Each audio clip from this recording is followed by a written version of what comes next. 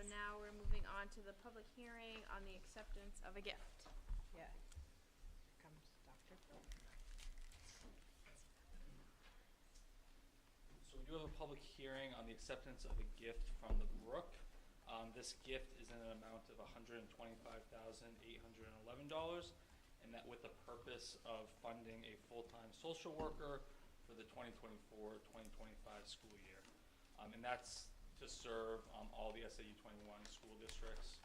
So that includes Hampton Falls, Northampton, Seabrook, Southampton, and Winnicott.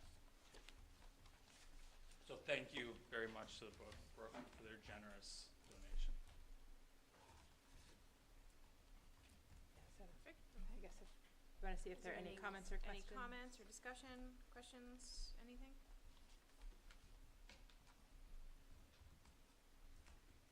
No, nothing? All right. You can close the public hearing. We'll close the public hearing. Do I have to say what time? Nope. Okay. And then we are going to move on to the NAMI youth leaders. Yes. Hooray. Good evening. My name is Tally Westerberg. I'm a licensed clinical social worker and a nationally certified school social worker. I'm here at Winnicott, and I've been here for 23 years. I have had the pleasure of leading this group of students who are going to do most of the talking. I'm going to go get my computer set up because I thought that first business was going to take a little bit longer. And then we'll get going. While she's setting up, you all should have received an invitation to the Winnicott graduation coming up on Friday, June 7th at 6 p.m. There may be a couple seniors in the room. Well, you know, you only need one. Okay, I'm in. I don't really need a microphone. Well, the reason you do, But I do for the public. So right now, I'm going to be passing out NAMI flyers. This is basic information about the program.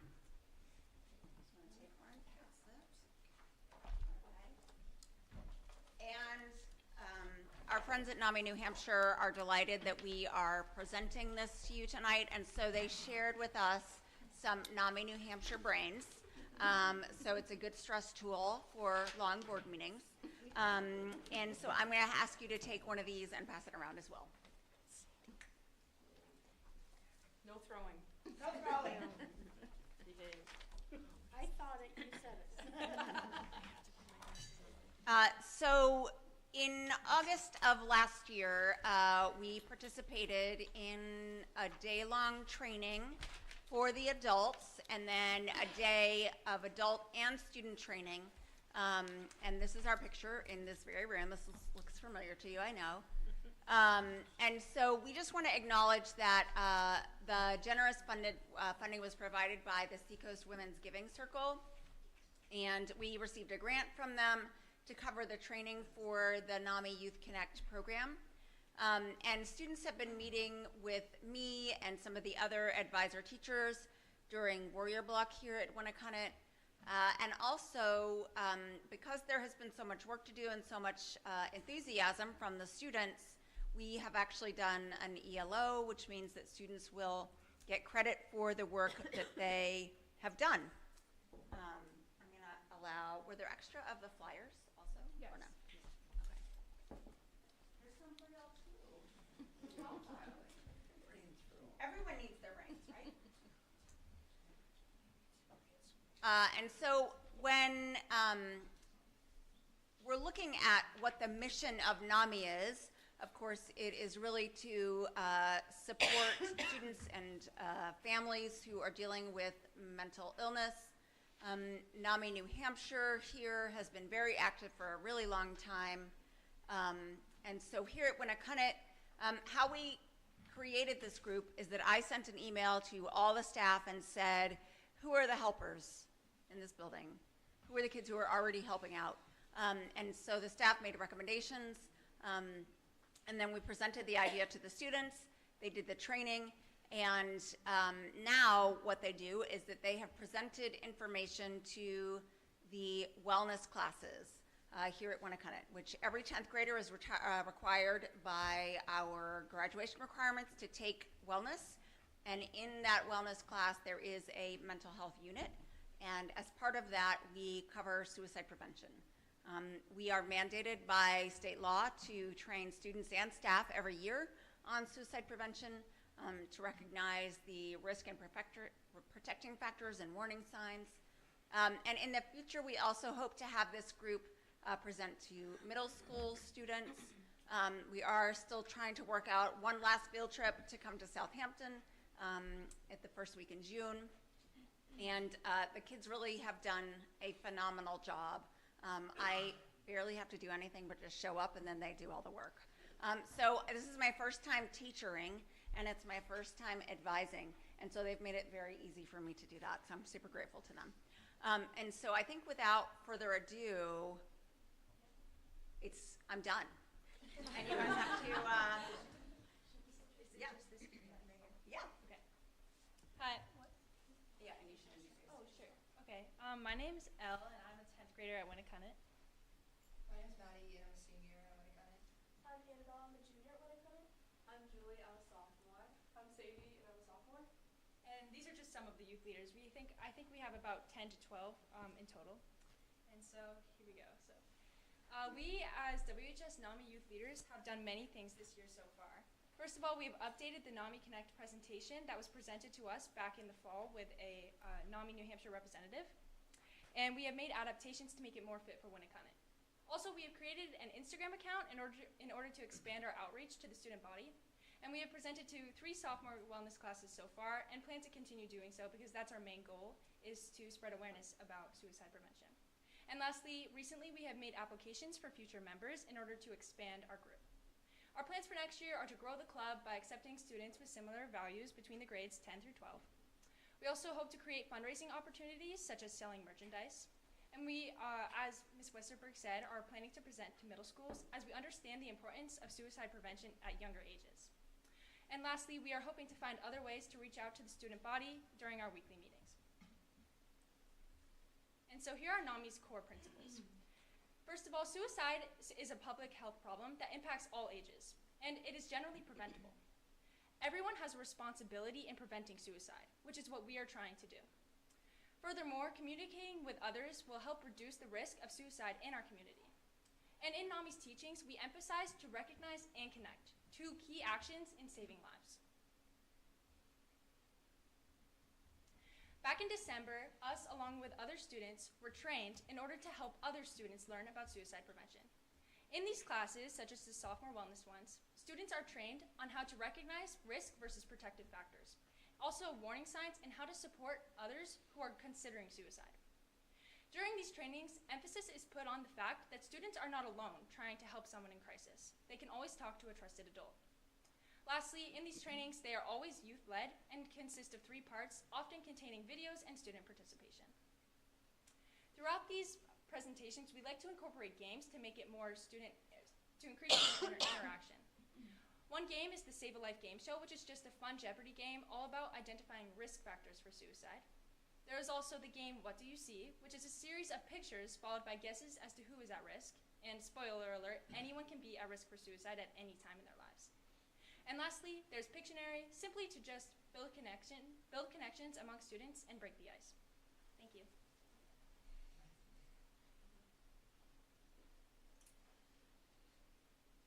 All right, so we like to reiterate and emphasize a lot of the times that suicide is a profound loss.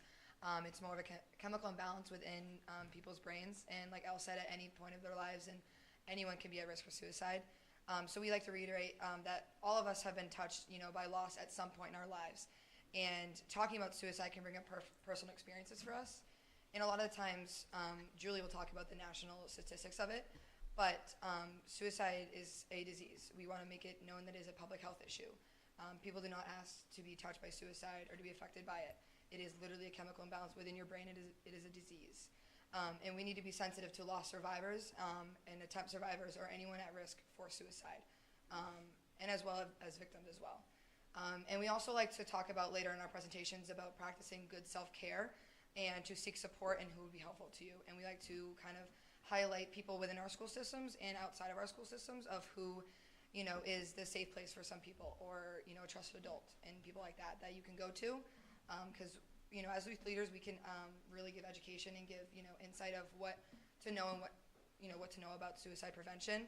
But at the end of the day, we're not licensed and we're not, trained professionals. So we highlight the people that are, and it's very important for, children in their wellness classes to know that, especially when they're talking about their mental health needs. So, like Al said, we kind of keep it really interactive, and we like to tie it to the real world. So this is Kevin Hines, and I would hope a lot of people have seen his video because it is very touching. So his title is "If Just One Person Shows That They Care." So Kevin Hines, many years ago, attempted suicide by jumping off the Golden Gate Bridge, and he survived the jump. And he now spends his life I know he goes to schools a lot and within a lot of high schools as well, but as middle schools, and he talks about his story. And he was later diagnosed with bipolar disorder, and he talks about how he told himself before that he made the jump and attempted that if one person came up and asked me how I was or who I am or what's my name or if I'm all right, that I would not jump. And this woman came up and asked for him to take a picture of her and her husband, and he later on attempted suicide. So we really, really like to talk about his story because it does happen, and it happens to anyone over the course of their life. I want to say he was in his late 20s when he attempted, so it just shows that people go through this at any point of their lives, and it does happen in the real world. So, and then Julie will take it over. Then next, inside the classes, we really want to emphasize the extent of loss by suicide and share a few statistics with them. And those are nationally, there are over 47,000 confirmed suicide deaths each year, and how someone in the U.S. attempts suicide every single minute.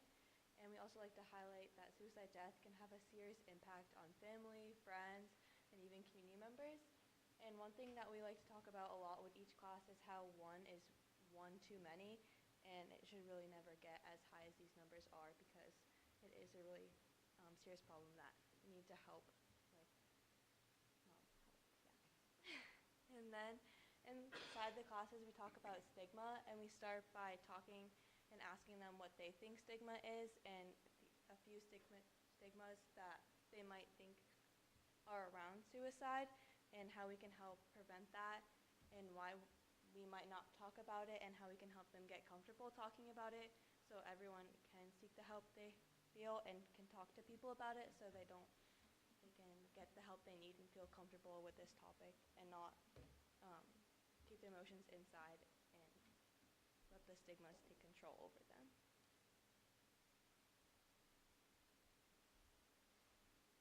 So kind of the whole reason that we go to present to people is to kind of talk about the issue of suicide and how it is a public health issue, like stated before. So a big thing that we, again, emphasize during our presentations are talking about suicide as the first step to preventing suicide. We really kind of, like Julie just said, we talk about trying to break the stigma about it, and we really try and focus on the fact that though it is something hard to talk about, we need to speak about it correctly, and that's a very important part of it, and again, kind of the main reason of why we go and speak to these kids. So a very large portion of our presentation that we do with the kids are how to help people at risk. So a big thing that we talk about is how to talk about it correctly. As you can see that some of us have been able to kind of speak about it where we talk about survivors and we talk about victims of suicide. And there's obviously a lot of different ways that people can speak about it. We really try to speak about it not necessarily in a negative way, but in a more kind of teach people how to speak about it in a more professional way, I guess you would say, because we don't want to obviously talk about it in a negative sense. We don't want to talk about it in a positive sense. We also provide a lot of different resources for people to reach out to. So the big one that we highlight is the crisis text line, which is 741-741, and it's actually on the back of our student IDs. So we like to point that out because a lot of people have that on them all the time. There's a couple other ones listed there, like the Mental Health and Suicide Crisis Lifeline, New Hampshire Addiction Line, and 911, obviously. Something I personally always like to highlight is our welfare checks. I didn't learn about this until we actually got trained. It's something that I thought was incredible. I didn't even know it existed. So I really like to highlight that and the fact that there's always an opportunity to do that, whether you think somebody may be at risk, and if they're not, it's just kind of a check-in. We really do talk about the fact that listening to your gut is important in situations like this. Obviously, listening to your gut is kind of, that's kind of how you go about life, I feel like, and we really just emphasize on how important that is in these situations, and normalize asking others for help and seeking help and to not deal with it alone. It is something that's a really big thing to take on, especially as a peer, especially if you're dealing with your own things, and kind of to talk about breaking the stigma and working with other people about it in a safe and positive setting. I have two more. So we also talk about obviously how abundant social media is in our lives because we are a teenage demographic. So we really talk about how important it is to not spread rumors, post anything on social media, and talk about the person at risk. It's important to respect them and their privacy. Obviously, we all have our own private lives, and we, again, just emphasize the fact that though most of us are connected on social media, there are things that we need to leave off of it.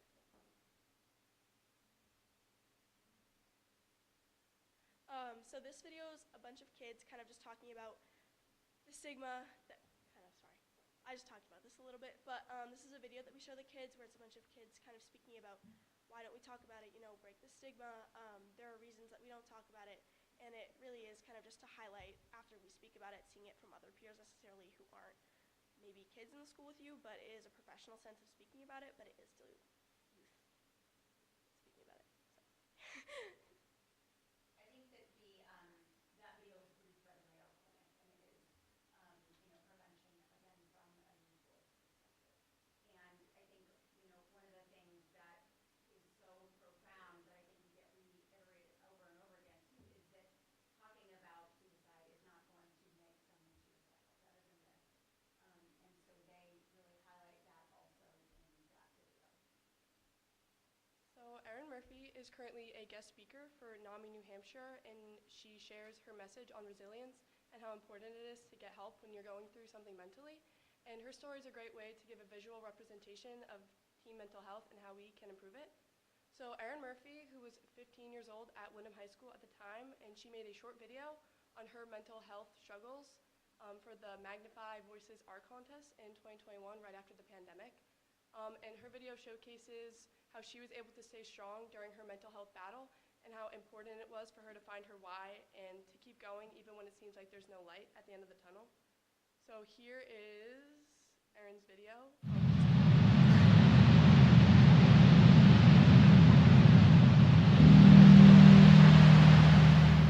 Dear younger me, I know there was a point in time when staying wasn't a realistic thought, and there were nights that felt like they could have been your last. But as time went on, you realize that life goes on. Everything was okay now because you were resilient. You stayed.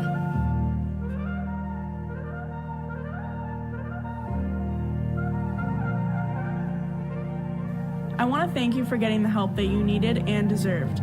Admitting that you needed help was probably one of the hardest things you've ever done, but it was so worth it. Every feeling is only temporary. The feelings that were at one point unbearable became less frequent, and most importantly, you realize that life is worth living.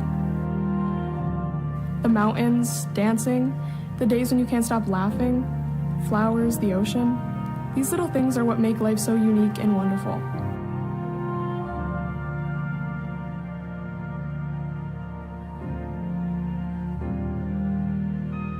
The truth is that bad thoughts are inevitable. They're not unavoidable, they're totally normal. People do care about you and want to be there for you, and you will find those people. I promise things will get better. Your biggest, most important relationship is the one you have with yourself. I'm proud of you for asking for help and taking the first step. And yes, it is hard, and that's no secret, but you did it. Thank you for holding on one more day. Thank you for realizing you have a purpose. Thank you for finding trusting people to talk to. Thank you for growing from moments that felt like the end. Thank you for finding the little moments and holding on to them. But most importantly, thank you for staying.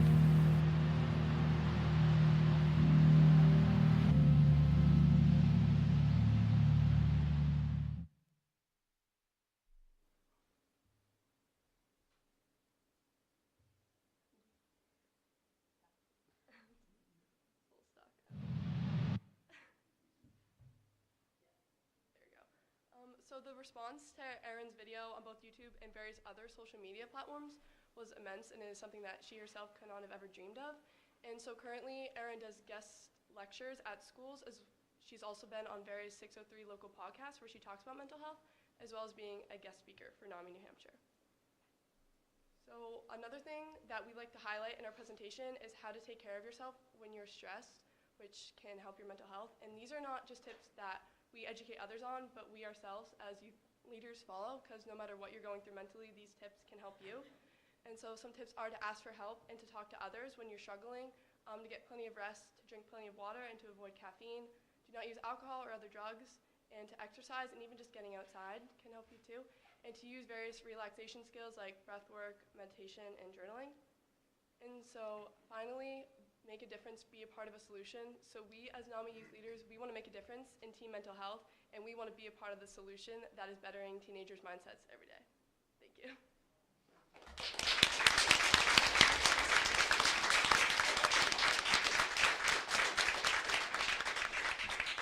Y'all are awesome. Thank you. So you just got a mini slice of some of the slides that they present to the students. They are in the wellness classes for 2 whole days for 50 minutes. And so the students get a lot more than what you just got. But hopefully this gives you a flavor of, number one, how amazing these kids are and how passionate they are, and how important the content is that they are sharing with our students. I'm sure we can answer any questions that you have, or if you want to make any comments. Well, I want to say I think it's amazing work. It's so important, and we were discussing this in another committee in preparation for this, and I was talking about how students hearing from other students is much more impactful than just hearing from adults all the time. So it's great that you guys are stepping up to do that. I also am curious, are you going to open up the application process? Because I appreciate picking helpers, but there's probably other kids who maybe are passionate about this issue also who might want to participate. 100%. To be honest with you, I didn't know how this was going to go. This is, like I said, my 23rd year, and I've never been an advisor, and we didn't sort of know how this was going to go. And so organically, these kids have done amazing, but indeed, we are opening it up to the whole school. It's in the announcements right now. And we're going to send it out to each class as well. So for next year, it's going to be open to next year's sophomores, juniors, and seniors. And certainly we want to get a broader base of students. And we know that there are some who might need a little encouragement to participate. But 100%, the hope is to increase our numbers of students and, see who wants to help, who's passionate, that maybe we might not see or might not know of. Right. Because people, when they're impacted by something traumatic, making meaning out of that can be very healing. Absolutely. Yeah. Absolutely. I think what you guys are doing is awesome. You brought up, the use of the 911 system and welfare checks, and I can talk to that very specifically. It's very important. I mean, you don't even have to be local to provide a welfare check on somebody. I've got veteran friends all over the country that have really been dealing with exactly what you said, and I've actually had the experience calling 911 for somebody that was out of state, out of time zone, and if you see something, it's just more important to say something to get somebody to help. And you don't have to be in the town next door or in the same town to check in on somebody. If you don't have a good feeling, you can always call 911. The directors will direct you from one state to another state, to the county, to the town that they're in. You give them the address, you tell them what's going on, and then they will send somebody out to check on somebody. And I think that that's a huge portion of this, but I mean, the whole thing is awesome, and that you guys are going peer-to-peer. That means more, like you said, it means way more than everybody getting a class. We're going to bring in XYZ person, everyone wants to sit there and not pay attention, but the fact that you are getting up and doing all of the work, that speaks volumes. I think it's an awesome program that you guys are doing here. Yeah, a huge part of our presentation that we, reiterate and really emphasize is we kind of recognize and connect, and a lot of the times it's within your own friends and family members, and no one else knows them better than you do. And so as a human, you're trusting your gut, and like we read that earlier, but trusting your gut is, very, very important. Gut over head or your heart. You know what's best for the person that you love.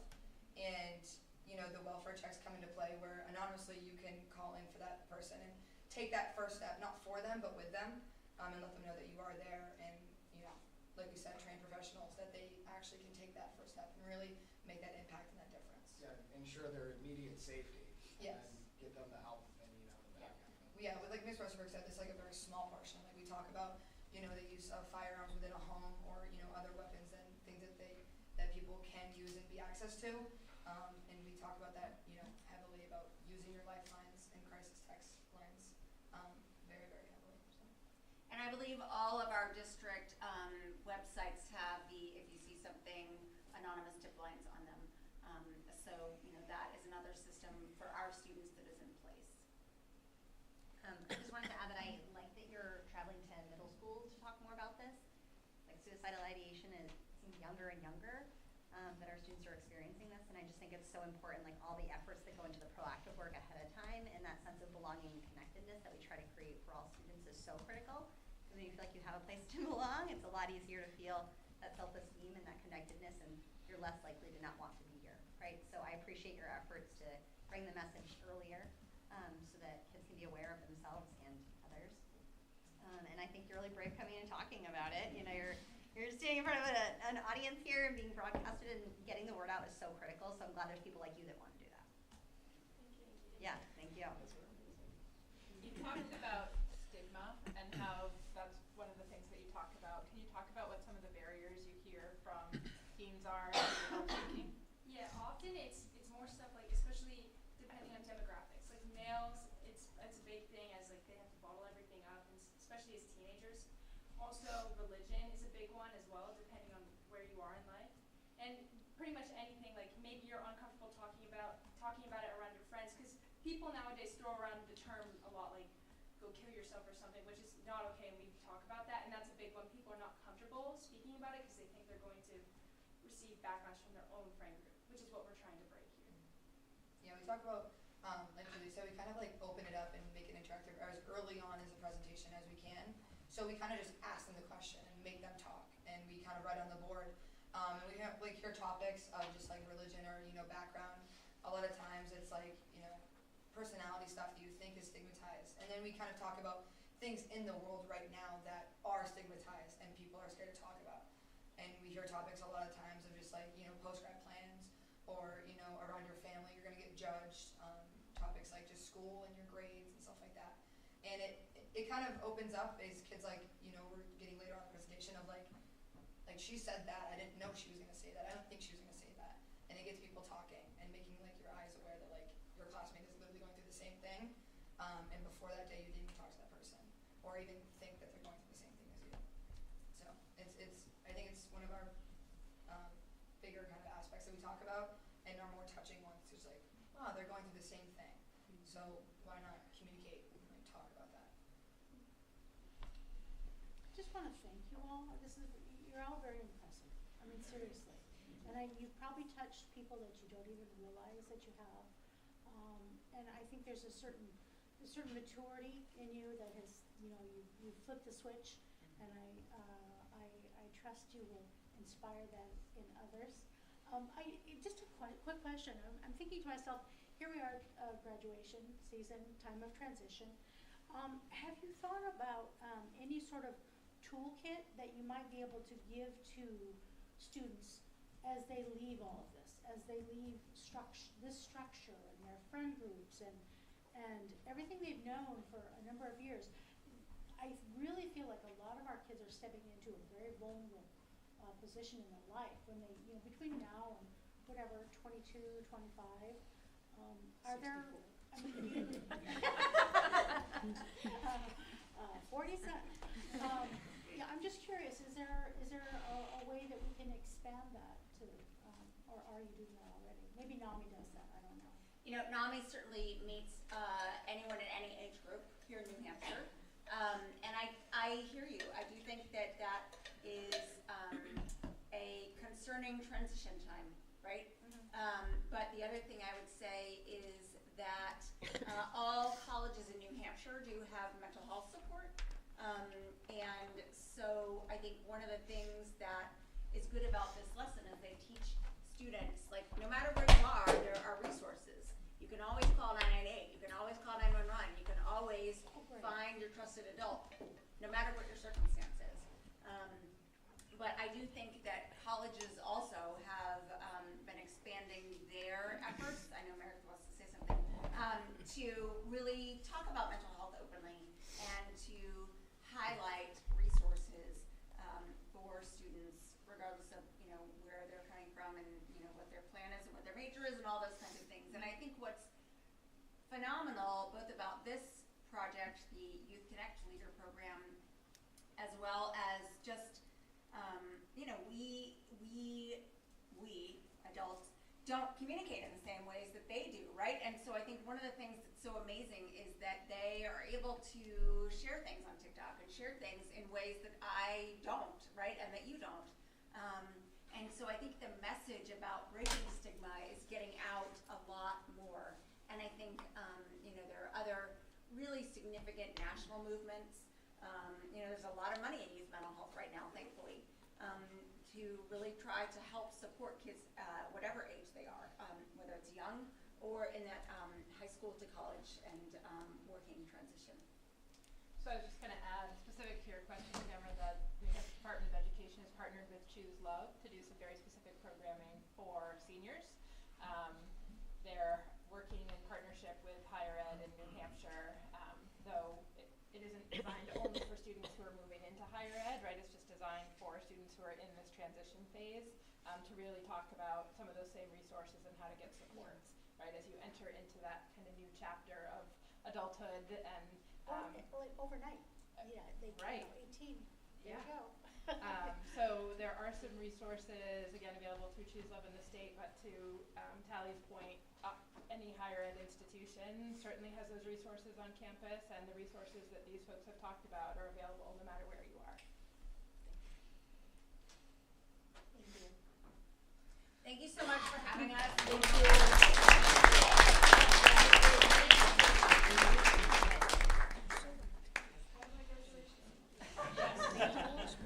I'll be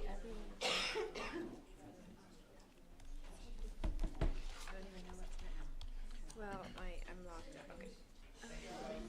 Thank you guys. That was great. Thank you. Thank you. Next is Portrait of a Learner presentation. Are you using the screen? Yeah, I'm gonna have a screen. I got kids too. They're on video though.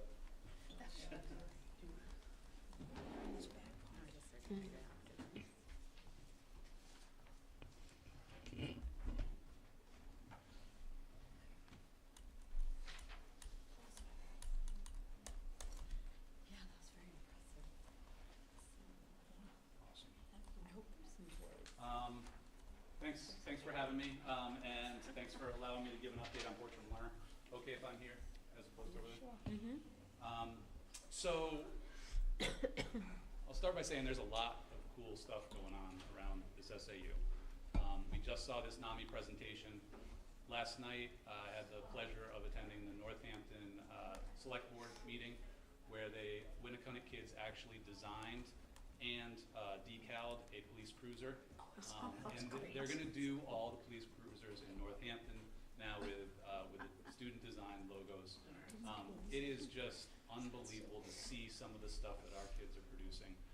So thanks to the community, I guess, for just supporting our kids and allowing them to just come into their own. So I'm here to speak on Portrait of a Learner, and I wanted to do a couple things. One is just kind of refresh folks or let new board members know kind of where we are with respect to the visioning process at SAU 21. The second is to show off unveil the video that we did over the last couple months. So just as context, we've been working on Portrait of a Learner for a couple years now. What this is the core vision, the core philosophy that our school improvement plans and our building goals are kind of predicated on, right? We've spent a lot of time talking to community members, talking to students, talking to teachers, talking to board members, etc., about what they want to see in terms of student outcomes, right? What does a portrait of a learner look like? And notice we said portrait of a learner, not necessarily portrait of a graduate, because we think this should apply K through 12, PK through 12, really. So, portrait of a learner was officially unanimously approved by the Joint Board this past January, and in the past few months, we've decided to have a little fun with it, actually. We've gotten in touch with a guy named Dave Cartoonin. He's a videographer, and Cartoonin is the best last name ever for what he does. We kind of just, we wanted to translate Portrait of a Learner into something that was a little bit more than just a presentation at board meetings, into something that was accessible by the community, into something that we could show our kids, kind of like Tally was talking about, right? Be translated in a lot of different ways. So we put it together, we put Portrait of a Learner together with Dave Cartoonin, and one quick observation was that if I wasn't in charge. Dave Cartoonin was in charge of this, and if I were in charge, we would have had leading questions, and we would have had a schedule, and it would have been, right down the line. But Dave had this other perspective, and what he did was we spent a day at the SAU, and he just rolled the camera. We talked to kids throughout all of our 5 districts, from like kindergartners all the way up to high schoolers, and he just asked them kind of like general questions, like, what do you like to do? Or like, how was math class? And they just talked, and he rolled the camera, and we were able to condense some of their answers into a video that I think not only evokes who we are and what we care about throughout the SAU, but it's also really true. These kids are just telling stories about their daily lives in school, what they value, what they appreciate, and how they learn. And I think that's kind of like, that's the hallmark of this video. So just to show you guys this really quick, this is on the SAU website. Since January, when we got approved, we actually built the Portrait of a Learner into the SAU website. So if parents or community members want to see some of the goals and some of the overarching themes, please feel free to go to the SAU 21 website. We can link it up to schools, etc. Over on the right, you're going to see the core values of the portrait. Obviously, we got number 1's academics, mindsets, physical and mental wellness, essential life skills, police cruiser, I'm thinking, and community engagement, also police cruiser. So these are kind of the essential qualities we want to see in our students. I think I had the pleasure of getting to see those throughout the course of filming. I got to be the grip, I don't know, the boom guy, yeah, the microphone guy. So I got to listen to all of the interviews, and it was just a treat and inspiring to hear our kids talk about their daily lives. So without further ado. The world premiere. World premiere. This is so exciting. I don't know what the volume's going to sound like. Tally was messing around with it. So I'll hit play and go from there.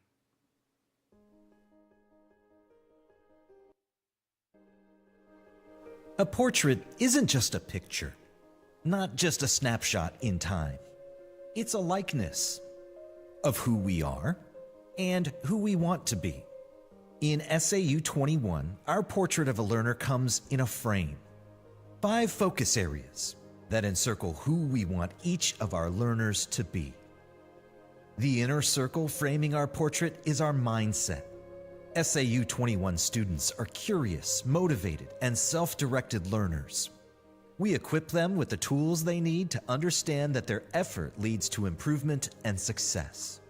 I would probably say I'm going to try to challenge myself. Nobody's done ever practicing. You have to be okay with not getting every single answer correct. Because to get better, all I really need is practice and hard work. So that it just develops into a habit over time. And usually if I focus completely on a task and I just spend 15 minutes on a day, I can almost get to for little things, mastery level. I think the best lesson I've learned is just getting things wrong. You have to get things wrong in order to actually really want to try and get it right. You have to kind of enjoy the process. You can't just speed right to the end. We give them diverse, equitable, and inclusive opportunities to develop autonomy that shapes how they make sense of the world and themselves. Encircling a student's mindset is their academics. We empower students through competency-based academic learning, including project-based approaches and voice and choice in their education. And I like math. It's fun. Like maybe after like a super long test and you have free choice, you might be able to like make your own tiny book. She usually says like, here's 5 things, or like you can do this or this math thing. I can get to make like a video on a certain thing, and that's really fun to do. Projects where we like get to go outside and like do something. But once we got like little building blocks for math problems and stuff like that, and I was able to work with it, it helped me. As a freshman, we have a freshman seminar class, and there's a project called Project Discovery. You can read anything in a book, but if you show me and I can do it, then I will learn it 100%. The school offers so many opportunities, and like if you find something that you really like, you can do it yellow on it, or you can do another after school opportunity. By embracing innovation, fostering individual pathways, and ensuring measurable progress, we strive to create a dynamic learning environment that not only prepares students for future success, but instills a lifelong love for learning. Our academics are not a closed loop. They should teach our students how they can create change, pushing mindset and learning out to community engagement. Our students will participate in service work, apply their research, and take up passion projects to create the change they want to see in their school, local, and global community. When I want to change something, I asked a teacher for help.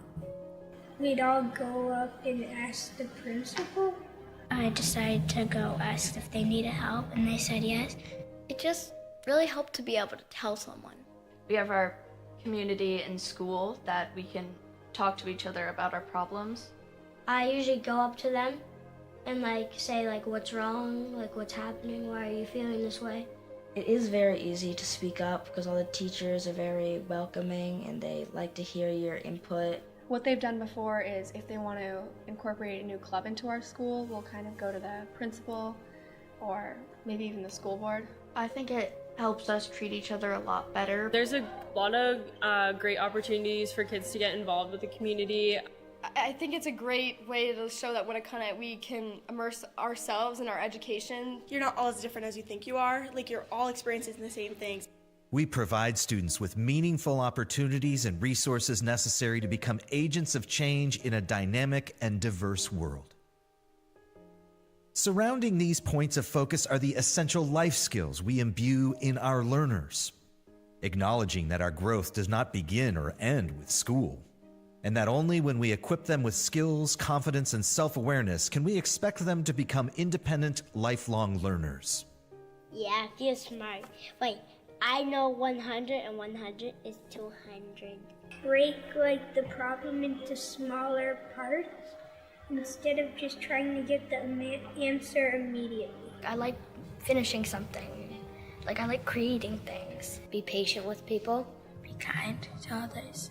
How to learn like making better decisions. You need to kind of figure things out for yourself. Even if it's small, there's a sense of independence that you need to have. I think in high school, I want to get my grades up and try to be in like the top 10 of my class. Being able to like talk quickly and clearly and thoroughly. I kind of struggle with public speaking a bit, and it's such an important life skill. Just working hard and learning to adopt a good work ethic. When we support our students to achieve these vital skills, we give them the best opportunity for diverse life and career paths. And surrounding it all, physical and mental wellness, the holistic well-being that encircles every core focus. We commit together with strategies, mindful digital interactions, and social emotional resiliency. Stop, talk it out, share. Calm your brain down and like settle yourself, and then you could start going back. But like I can't keep going if I'm frustrated, so I have to like calm down. Trace your hand with your arm, and it makes me feel better.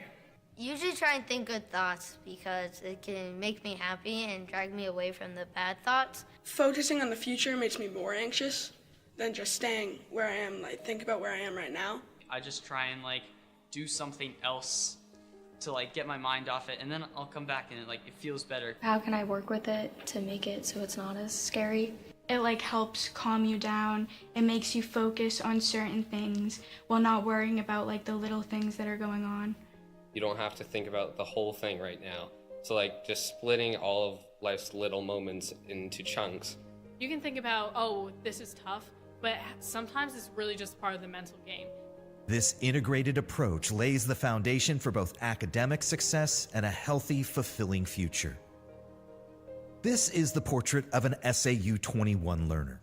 It frames our image of ourselves and encircles everything we do, developing lifelong learners, creative and critical thinkers who can contribute to a changing global society.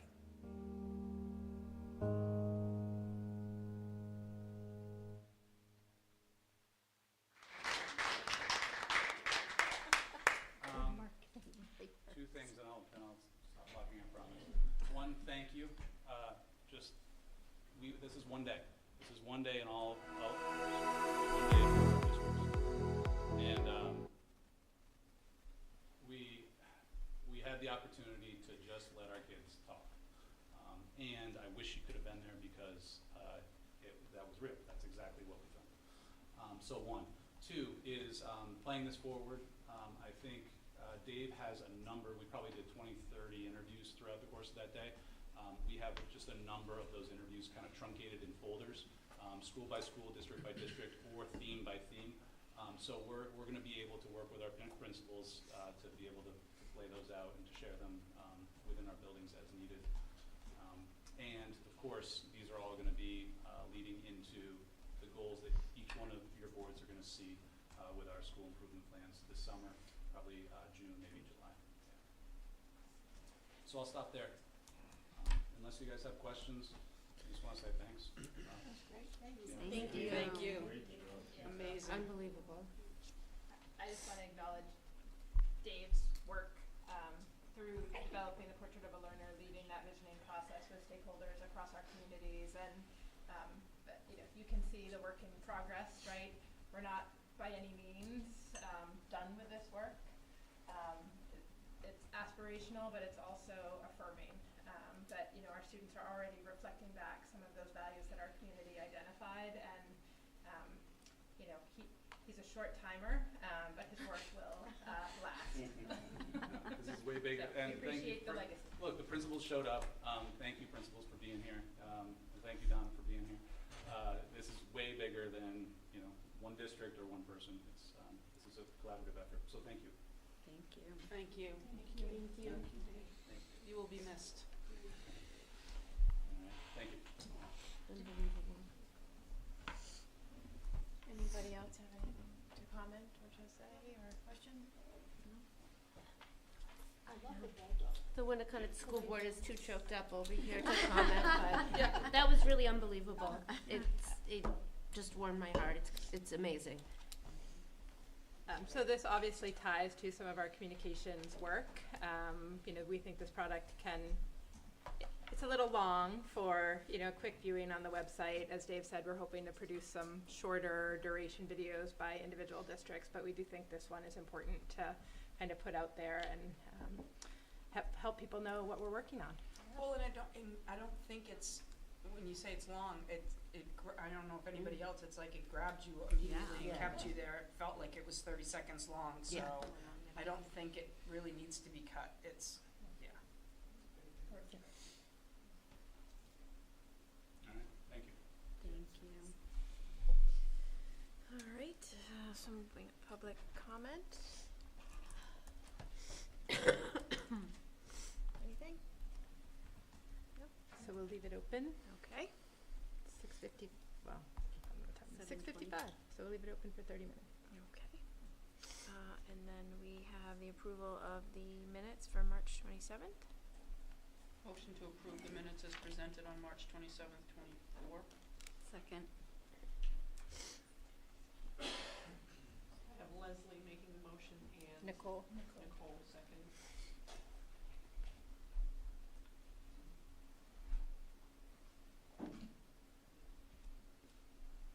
Want me to ask all in favor? Oh, was I supposed to do that? You can do that. Oh. All in favor? Oh.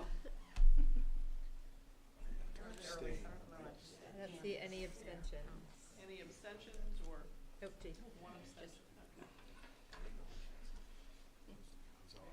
okay. Next is policy, second read and approval. I think first was acceptance of a gift Oh, from the sorry, board. yep. Acceptance of the gift. I'll make a motion to accept the donation of $125,811 from the Brook to fund the full-time social worker for the 24-25 school year to serve the SAU 21 school districts. Second. All in favor?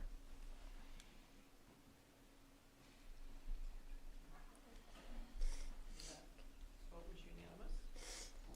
Moving on to the policies. Okay, so there are 4 policies that are included here. We are recommending, these were first read in March. We are recommending withdrawal of B005R, definition of duties that are already covered in the administrative rules. A withdrawal of B007, superintendent's vacation, which is specified in the contract. D002, information in regard to salaries. And D007, SAU vehicle, as there is no SAU vehicle. And none of these have corresponding New Hampshire School Board Association policies. So the committee's recommendation was to withdraw. Make a motion to approve the 4 policies as presented with for withdrawal.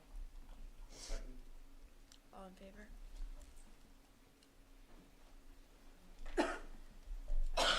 Reported as unanimous. Okay, and next is award bid of a copier and printer lease. Yes. Matt has C, D, and F, and then A. So maybe we'll let him have a run. Go right Now in. you're looking forward to this section. Yes. of the meeting. All right, we're all set. Popcorn's ready, go for it. So the bid process has concluded for the SAU's 5-year copier and printer lease agreement. This was a cooperative RFP, meaning that we combined it with all of our districts. We have a SAU-wide contract, master contract, where in each district has their individual contract. So this will be just for the SAU office. Like each of your individual districts will also have an award bid for your portion at your June school board meeting. So, and the reason we do that is we do achieve economies of scale and optimal pricing by doing it as one contract. But, we are able to separate it out and get billed separately. So we are. I'll also note. You will see that the RICO bid on these results is actually not the lowest bid because this is just the equipment lease portion. Overall, there's also a variable per copy cost. So when you factor in their quoted per copy rate, they are the lowest bid. So we are recommending RICO for the bid. The total cost over the 5 years is $22,416.45. And I will note that there are two agenda items in board docs. These are 2 very lengthy motions that I don't particularly like. However, the lease company requires that because this is a governmental lease. So we will need those 2 motions. And you'll also note that the amount in that first motion isn't $22,416, which I questioned, but that's apparently that's the way they need it. That's the cost pre-interest rate. So that does not include, it's a 5.94% interest rate. So that's the equipment only cost. It references the interest rate in the motion, but that's what they need as far as a governmental lease motion. Interest rate meaning sort of like as if you were paying a loan? Because this is we will own these. So this is a governmental lease, and the idiosyncrasy with governmental leases is that upon the end of the term, it's a $1 buyout and you own the equipment. Oh. So we will not be returning these machines. We own them. So additionally, on the second agenda item, you'll see a payment schedule, the 5-year amortization schedule, that outlines the annual cost. So yes, so we'll need those 2 motions. So just a convoluted way of saying we need 2, wordy motions to award this bid to Rico. Do we have to read it out, or can we just say motion as written? You can say that. I'll do it. I make a motion to approve the proposed tax exempt lease with MST Government Leasing LLC for the purpose of refinancing and funding photocopy equipment leases, including consultant fees, related costs, issuances such as lease in the amount not to exceed $18,919.02, and an interest rate of 5.94% per year through August 1, 2029. Can you repeat that? No. I blacked out. That's only the first one. I feel like the second one is like completely redundant. I don't really understand. Did you read the words and then be like, oh, I should have just read the number? Yeah. I love it. All in favor? I'll kick the next one too if you want me to. Go for it. Make a motion to authorize the Associate Superintendent for Finance and Operations to execute and deliver the tax-exempt lease with MST Government Leasing LLC on such terms and conditions discussed and provided to the board, and to execute delivery any such documents required to execute the contract with Specialized Purchasing Consultants, Inc. I'll second. A lot of executing in that one. All in favor? Serial killer. Pretty sure I just signed that. Yeah, I think so. So can I ask one quick question? Do we have to pay per copy once we own it, or that's done also? So there's really 2 ways that they structure the copier payments. One is a set number of copies that you get, and then if you go over, you pay a higher per copy amount, or you start from copy 1. That's the cheaper option to pay for the actual copies that you have. Right, I was saying once we own it at the end of 5 years, do we still pay per copy? Yeah, or? because it's a managed print service, so it includes all the maintenance, all the toner, the ink, the maintenance, all of that's included. So. Anything else? So we're gonna skip the summer hiring for now and have Matt do the audit questionnaire. Ooh, this is another fun one. And this is another one that you will all see at your own individual school board meetings. So as you know, as part of our annual audit, Plodzik & Sanderson, our third-party auditor, does come into our office on site. They review all of our documentation, POs, invoices. They go through our policies, our control mechanisms. And one other additional piece of the audit is that they survey different stakeholders, and the school boards are one of those stakeholder groups. So this questionnaire will be, like I said, will be done at each of your school districts for your specific school district. However, this is for the SAU office and the SAU budget. So I did email this out to all the school board members, and I did complete it. I did enter the answers that were filled out last year.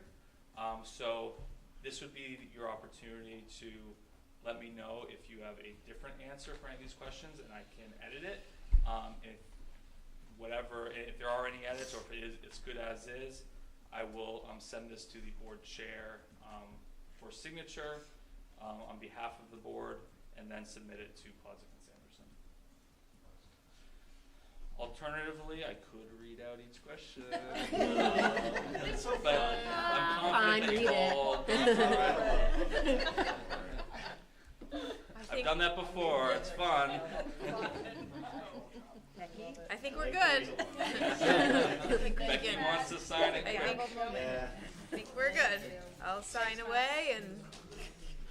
All right, so now we will move on. I think Matt will have you do the finance report.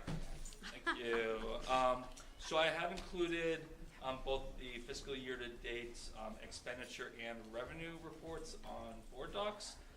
There's no significant change from our last meeting, which was actually only a month and a half ago. That was the end of March. We're currently tracking to finish this year with approximately $25,000 in available balance, and an additional $20,000 in surplus revenue. So that's approximately $45,000 with an unreserved fund balance. Now you know that with the SAU budget, it's a little different from the school district budgets. School district budgets, when you have an unreserved fund balance, those funds can be used to either fund an expendable trust or the fund balance retention balance, or you can send it back to the town to offset tax property assessment. The SAU, on the other hand, that rolls from year to year. It's similar to a city or a town that just rolls their fund balance from year to year. What we do is we can, in any given year, under our budget, utilizing that unreserved fund balance if it gets to a certain point. But what we're doing currently is we are trying to build a balance for our capital improvement plan at the SAU. We do have a roof project coming up, and we hope to fully fund it utilizing that balance rather than asking for additional funds via the budget. Additionally, also I'll note, you all hear this caveat, there is a month and a half left in the fiscal year, so if we do, we could potentially have, unexpected costs or additional revenue that were unanticipated, so that could adjust those numbers slightly. So additionally, I have included the fiscal year 2023 annual financial report and the accompanying governance letter. That's from Plotzik and Sanderson. Again, that's our third-party auditor. I previously reviewed those results back in the fall. However, I will note that, so this is the final published document. So I write a management discussion and analysis. They publish this full document. They'll memorialize if there's any findings or recommendations. As you recall, this did not, or we did not have any findings, and no material weaknesses or deficiencies. So it is included for your reading pleasure. And then finally, I just want to let you know, as part of the SAU office maintenance plan, we did paint our front lobby this past weekend. For all of you that have been in our lovely chalet, it's heavy on the wood. No longer in that front lobby. It is white with the wood kind of bleeding through at the moment. But it is not completely done, so they will put a few more coats on, and it is, I will warn you, it is bright right now. So we'll put some, we're gonna have to put some of our students' artwork on the walls. Yeah. But it's. I thought I saw you walking in there with some eye black on. Yeah, you need it. So we also removed the glass like COVID barriers, so it's totally wide open. Nice. So something to look forward to the next time you're in the SAU. So, I'd be happy to answer any questions. Good, everybody good? Thank you. Okay, thank you. Do you want to do B next? B? Other B, proposal for joint board communication. Sure. B. Okay. So, Joint board communication committee. Going to E? Well, we're B, doing, B. we will go back to E, but I was going to do E with C and D. I'll just group mine together. We grouped Matt's together. But proposal for joint board communications committee. So Desiree, I don't know if you want to speak to this at all. Sure. So real briefly, something that came up within our board was just reflecting on the past year with us utilizing the PR company that we hired. And we all kind of came to the conclusion that it really wasn't utilized maybe as well as it could be. And what I saw was kind of a disconnect on We have all these good news stories happening in our SAU. We have busy teachers, busy administrators, busy parents. The stories aren't getting to the PR company. So what I thought about proposing was a communications committee, which would kind of serve as the liaison between, you know, the schools and then the PR company and then our stakeholders, the community. It would kind of just filter through those stories. So rather than maybe a busy social studies teacher is not taking the time to email the PR company about this good news story in the school, they just send a quick note to us, and then we can facilitate working with the PR company to get those stories out. So it's just really a rough draft of ideas that I was flowing with, but I wanted to bring it all to you to see what your thoughts are. Do you think that would benefit us to have this committee to serve as that liaison? Because I see all these stories that are just going unheard. Additionally, how are parents getting this information? We send them newsletters, they say they don't see it. Let's start, you know, maybe working with the community, working with the parents, seeing how they're absorbing this media, and then working with the PR company to get it there. So that is what I have proposed. The goals of the board, of course, could be established once we have the committee formed. But I thought it was a great idea to kind of bridge that gap and to really utilize the PR firm, because there's great things happening here. So, thoughts? Do we see it as like having somebody from each board maybe representing that? I would think so. Right? Yeah, I think one person from each board, and let's sit down, establish our goals, maybe a 1-year goal. That's the first thing I had written down. Make a 1-year communications plan with the PR firm. Each month we have a good news story, maybe from each school. Maybe a couple here, maybe a couple that are themed. It's Christmas time, Christmas good news stories. I mean, it's endless. The stuff that's going on in the SAU, it's limitless. We have plenty of stories that we can tell for a year. So yeah, I think one person from each board, and then once we get established, if there's, you know, staff, eventually maybe even community members, but, you know, start small for now. What is the current process, you as a March, what's the current process for like getting these stories to PR? What is that So either they're coming directly from the schools, right, from school administrator or teacher. It's in a school newsletter. Rhonda and I kind of are watching school newsletters, or I'll send Rhonda, hey, this is going on next week, or this just happened at this school, or she may be catching in the newsletters. I think we both try to kind of scour for those things, and then we'll send that information to the PR company, copy to the principal, and say, hey, this would be a great story. And then the PR company will, you know, reach out to the key people to try to get a little additional information, photos if they're available, and then they'll, you know, write a briefing to go either as a press release or be posted on our website and or social media. So that's the general flow. Shouldn't they be doing that? Well, they're not on site. Well, that's part of the, like, the last 2 bits there, can't we handle and save the 20 grand or whatever that we're paying them? I'm a devil's advocate here. I mean, I guess I'm just, because I'm envisioning like, you know, I'd be happy to serve on something like that, but I'm thinking it through, so then if I hear about something that's going on in school, and do I just turn around and ask the teacher to send that information to the PR company? I think the PR company then facilitates. So we would just be kind of generating a list of stories. Hey, Northampton has a food drive that they're doing. Hampton Falls has this. Here's our stories. Here's the contact. We would.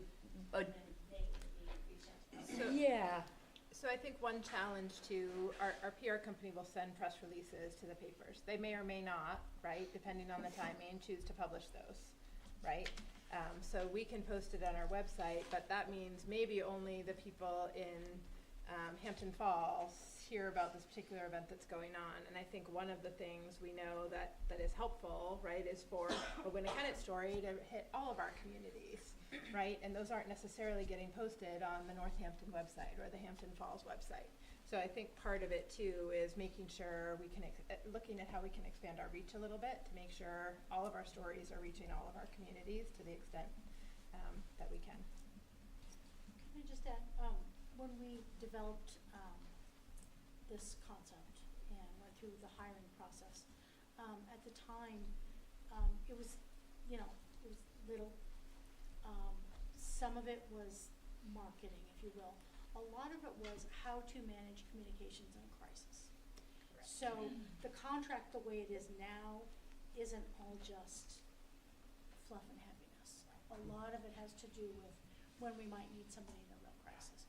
So I think as we sort of take a little control of the content, we'll be able to maybe reframe what we ask them to do.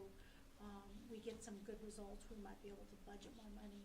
It's, it's a little bit of a startup with a lot of well-intentioned ideas, but I think we're definitely on the right track to make it more of a collaborative thing. And this sort of folds into some of our goals around community building, consensus, and whatnot. So anyway, that's just a little background. I think that was really well said too. It was all well-intentioned. The PR company was all well-intentioned, and then we kind of had this at our disposal, and then all of a sudden I was like, well, there's not really a system in place, and I mean, systems make everything a whole lot easier. So if we can create a plug-and-play system with the PR company as to what they need to develop a story, and maybe it's an online form. It's something we have to talk to them directly about to see how this would all be facilitated. But I think where it starts is a couple of us stepping up and saying, hey, let's organize this and push it to the PR company. I would just say, I don't know how much people can commit to monthly. Yeah. Most of the other committees are only a couple times a year. I don't know if you could do every other month. Sure, and I don't think. I don't know what you think about. Even be something to like establish just to get a feel for what would make it Mm-hmm. easier Exactly. for teachers or principals to get this Exactly. To your point, they're so busy, they're doing these great things, and they're so busy putting together these great things, they don't have time to share it, but,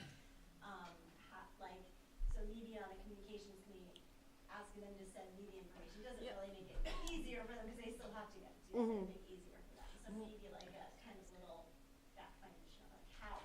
Absolutely. What can the PR company do for us to make it so that it's Easy facilitated. Absolutely. Yeah, and I see it being, to your point, I see the committee member being the liaison, so that it's like, you've got somebody who maybe can walk through the school every once in a while, and maybe it's not something they have to send to you, but, hey, I know there's an art show going on, so that should go in, or, the kids went on an environmental camp, and, those kind of things. So I think that's kind of one of the things I'm envisioning too, is that it's somebody who could, take some time, not all the time, but also the school would know they'd be the liaison, so that if they wanted to call somebody, it would be easy. Do you know what I mean? Yeah. But I think the possibilities are endless. Yeah, I mean, you could just put a standing item on your agenda and just ask, does anybody have something you want to share that might be good for a story this month? Right. Everybody could take the sharing stick. Well, we have principal reports, and we have all of our reports at a board meeting, so it should be pretty easy to grab it out. And if we give our principals the format that we're looking for, then I think we'll get that information on a regular basis. A format. So it's usually future, right? Hey, we're about to do field days, we're about to do this. Exactly. And I think that's a really, and I'm fully support. I think it doesn't have to be necessarily even a long term, but I think to your point, like, let's quantify what we're looking for, how we're going to do it, and then go from there. Yeah. Because ideally, like, that's what it needs to, because ideally this is to make it easier, right? To not be this middleman. Exactly. Eventually, we might just say dissolve. We're good to go. It's plug and play, just how we always dreamed. The PR firm has too many stories, they don't know what to do with. Yes, exactly. There's way too much good happening at SAU 21. We've had enough. I just want to add one piece. I think this could be a really good opportunity for us to be really thoughtful about what stories we are telling, and what stories and highlights and voices are we hearing from, and what do we want to put out to the community, make sure there's that equity lens on everything. So I think it could be a really great opportunity to, like talk the talk and walk the walk. You try to make a budget and it should tell the story of your priorities. I feel like press releases and communication out should highlight everyone, and maybe a great opportunity to really be more balanced in what we share. Have a better balance, actually. I I think it's an opportunity also to really showcase the portrait of a learner work, right? Being sure that we tag those different themes in all of our publication too. Thanks. Anything else? Oh, So are you gonna ask for? Do we need a motion? So yeah, so I think the question is whether or not the joint board wants to have a communications committee. I think that's the first question, and then each individual board would need to appoint a member to serve on that, which you could do at your June meetings. Make a motion that we form a communications committee at the SAU level. That's represented with each board represented. Yeah. I'll second with the combination of our words. Yeah. All in favor? Rhonda, you Rhonda, put it together. Take it away, Rhonda. Make it pretty. Yeah, I like that. Yeah, make it pretty. Everybody is in favor of that? I want it to be as nice as this one. Wonderful. All right, we moving on? Okay. So summer hiring, we have an open ESOL position at the SAU. We also will be talking a little bit later about replacing Dave's position. To me, those may fall into two different buckets for you as a joint board. Typically at the board level, you usually, individual board level, you often give authority for the superintendent to hire teacher level positions over the summer, which is where the ESOL position would fall if the board is in agreement with that. And often with administrative positions, and I would argue particularly for an important central office position, you would typically have a special meeting to approve that hire. We haven't even begun, the position is posted. That's really as far as we are because we have to go through this discussion this evening to talk about that a little bit. But that would be my suggestion, and you can decide if you want to have a special meeting for both, or if you're comfortable having us move forward with the ESOL teacher hiring, which you would ratify at your next meeting in August, and just have a special meeting for Dave's position. Wait, it says we don't have another meeting till October. Oh, or do you October. Mean, I apologize. October. Okay. I don't know what day it is, Nicole. That's okay. Months are really far down the list. So I agree. I'm fine with the ESOL teacher, but it would be nice, I don't know, unless for us to know about the assistant superintendent, unless everyone else is fine. Yeah. I think it's crucial that we participate, given the heavy lift, what's ahead. So I would ideally then just have a motion to proceed with non-administrative hiring at the SAU during the summer. Motion to authorize the superintendent of schools to offer contracts, non-administrative, during June, July, and August. Second. September, October, until All in favor? we're all together again. And everybody was in favor of that? Yes. So next on the list then is a draft job description.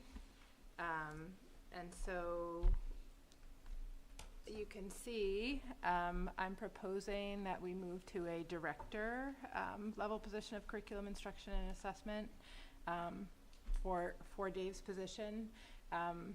We had 2 assistant superintendents. At one time you had 2 directors. We've kind of done a reflux. What our discussion has been, and we met with the principals. I think, we know we're in potentially a transition, right? CROC is exploring whether or not to withdraw from the SAU. I think we can make a slight shift in this position and still be able to accomplish its goals. The most significant piece that we removed from this job description is really around emergency operations and crisis management. So we would shift that to Dr. Ferreira, Dr. Toomey, and I to handle those aspects. And then the focus on curriculum instruction and assessment, the teacher mentoring, the professional development, those pieces really are part and parcel of this job. And I would expect that the director might not be at every board meeting, right? It's a little bit of a shift in that role. Still works very closely with the principals, with the central office. Again, some of you were here when there were other director level positions at the SAU, but it seems like an opportunity to kind of look at that. And so that's what we've proposed for discussion, and that's what we've posted as anticipated for the opening, but I'm here to listen. I would imagine that you're decreasing the salary, of course. That is correct. So a director is lower than an assistant superintendent? I just don't Correct. understand the. In the hierarchy, it's a different certification. It would be a curriculum, I can't remember the words right now, but a curriculum specialist certification essentially, instead of requiring assistant superintendent or superintendent certification. And it would be a lesser salary. I think my only input that I want is that whoever we get is as passionate about Portrait of a Learner as Dave is, and I know there's a whole lot of other stuff in here that, that goes with the position, but the Portrait of a Learner has been worked on for so many years with so much blood, sweat, and tears that I want that to be forefront and carried on. And I know he likes to say it's not just him, but every team needs a leader, and he's been an unbelievable one. And that's my biggest fear, is that it gets dropped. And so that whoever gets this job and during the interview process, to just make sure that that's a good fit with them. So that's just my. Are you looking for board representation on the interview team? I will be, yes. I haven't had a chance this week to get to that, but yes. So it's a 12-month, kind of in the same vein. Yep. Do you think it's going to be tough to find someone to fill a 12-month director position? I don't. Okay.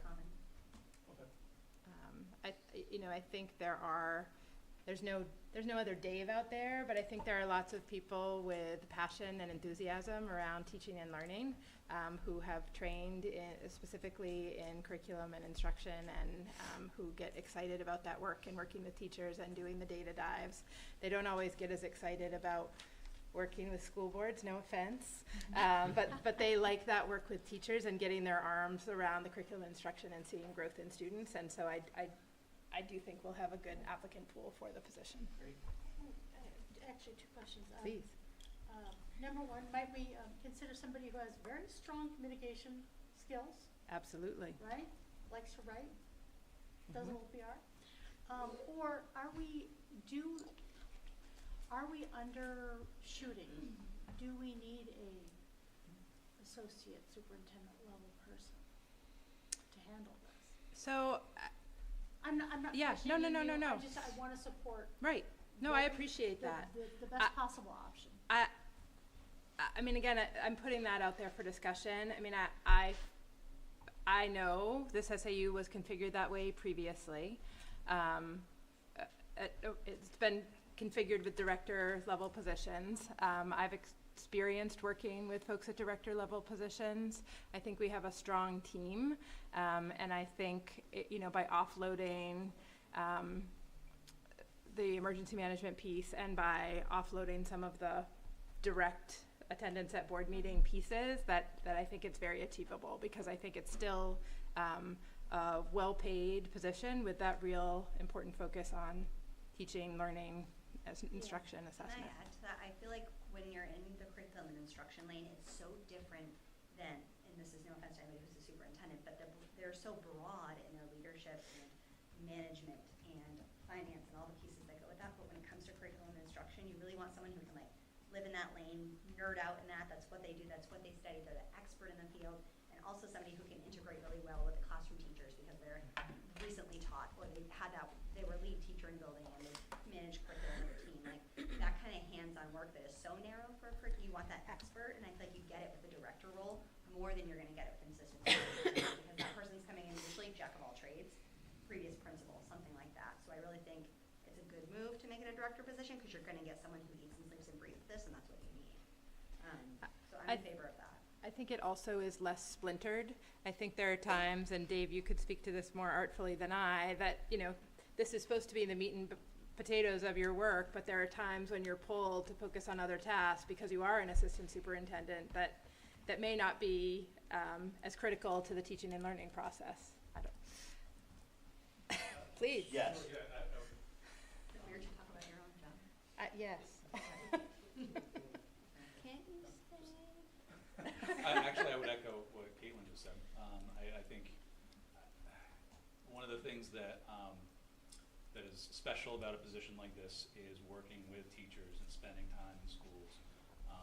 And due to a lot of things, this particular title doesn't allow, this position to dig into that stuff as much as maybe as possible. And director level position might offer that, especially in marketing, along with marketing the position, along with marketing the certification that comes along with it. I think superintendent certifications are pretty few and far between. I think you're going to get a lot more breadth of candidates with the curriculum administrator certificate. So we'll just take that.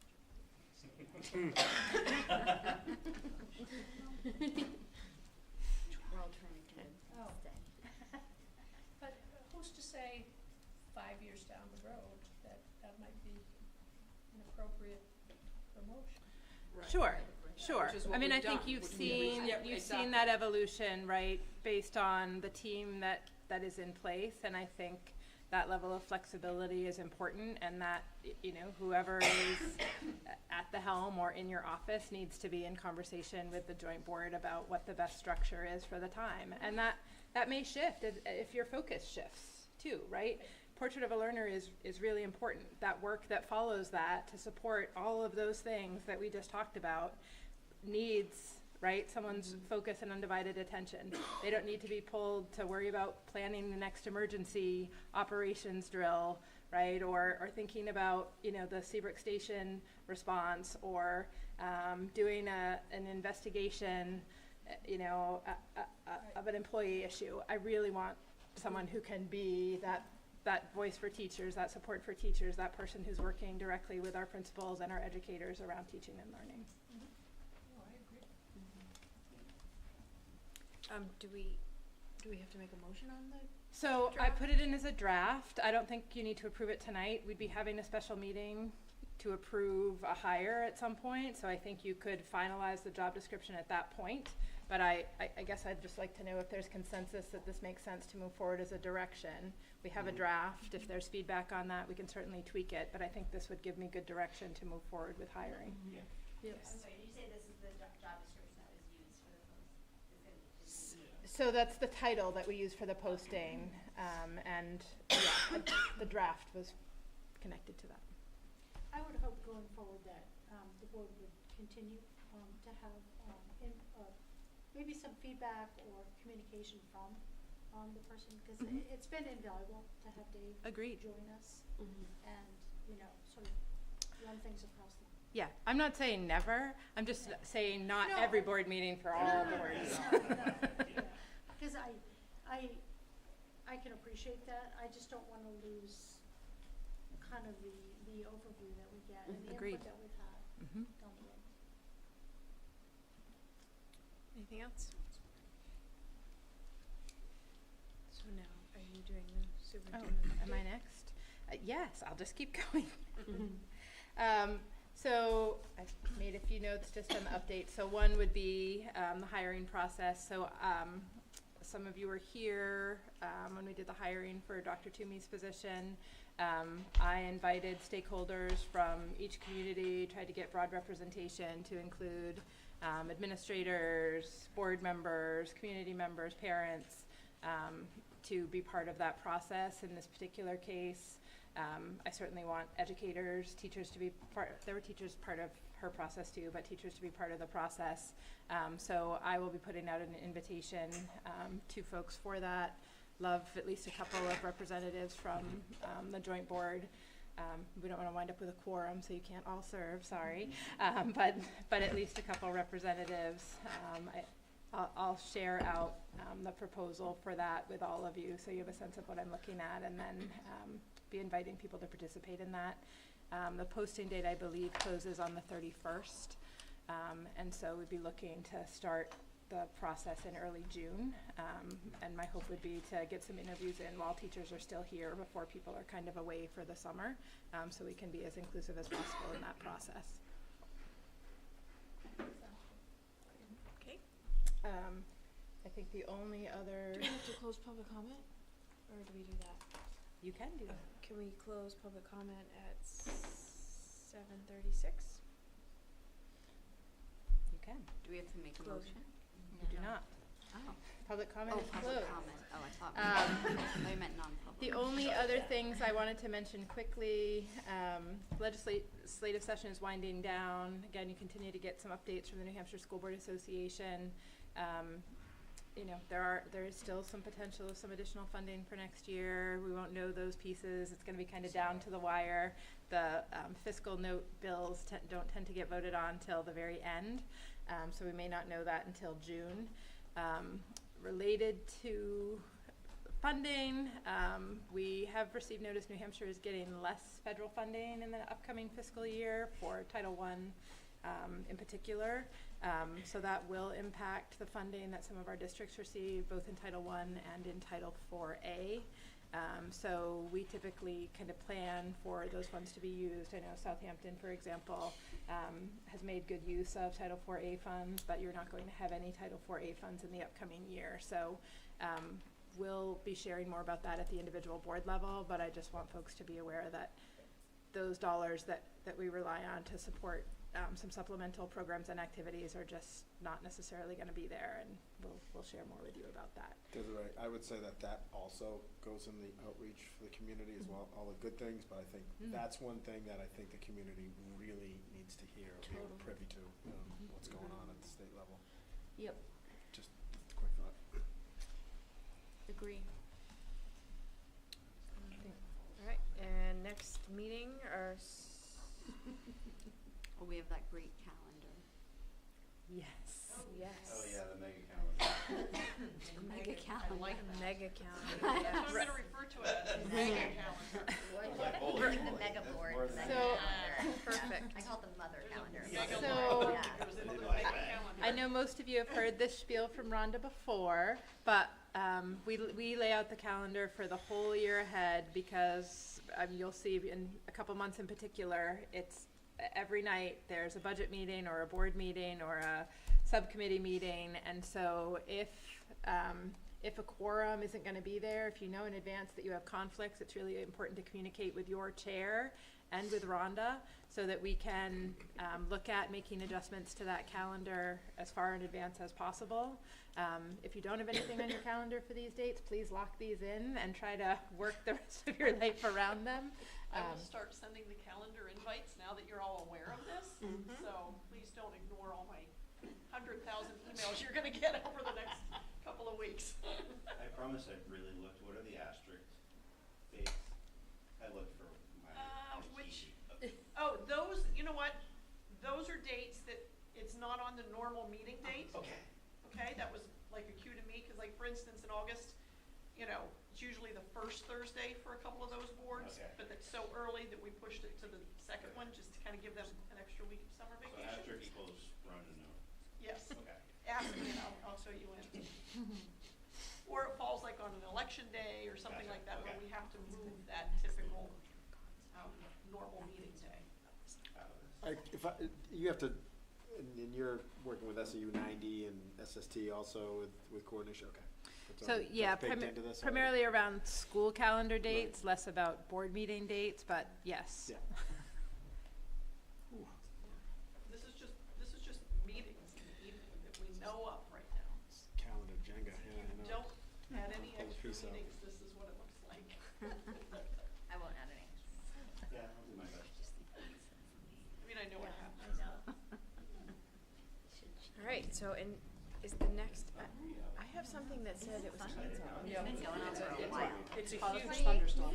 We moved it. I don't have a code. Okay. So we have coming up meetings, we have policy next Tuesday at 5. I just need somebody to know who's coming from your group over there. from the committee. Operations, Who is it? operations committee won't be until We October, didn't appoint yet? before the next joint board Oh, 'cause meeting. we're doing it next.